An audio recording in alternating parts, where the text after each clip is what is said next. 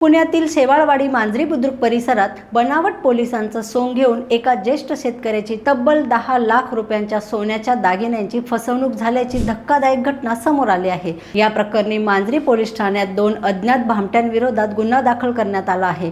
मिळालेल्या माहितीनुसार विश्वनाथ गोविंदराव शेवाळे हे त्यांच्या शेत आणि नर्सरीची पाहणी करण्यासाठी गेले असताना एक अनोळखी व्यक्ती दुचाकीवर आला। त्याने स्वतःला पोलीस असल्याचे सांगत चोरीच्या तपासासाठी आल्याचा बनाव केला। यानंतर त्याने परिसरात चोरीच्या घटना वाढल्याचे सांगून गळ्यातील दागिने सुरक्षित ठेवण्याच्या नावाखाली काढून देण्यास सांगितले। विश्वनाथ शेवाळे यांनी विश्वास ठेवून 5 तोळ्याची सोन्याची चेन आणि 2 सोन्याच्या अंगठ्या त्या व्यक्तीकडे दिल्या। मात्र आरोपीने दागिने परत न देता साथीदारांसह दुचाकीवरून पलायन केले। या प्रकारात सुमारे 10 लाख रुपयांचे दागिने लंपास झाले आहेत। सध्या मांजरी पोलीस सीसीटीव्ही फुटेजच्या आधारे आरोपीचा शोध घेत असून पुढील तपास सुरू आहे। रोकठोक महाराष्ट्राला सबस्क्राइब करा आणि बेल आयकॉनवर क्लिक करायला विसरू नका।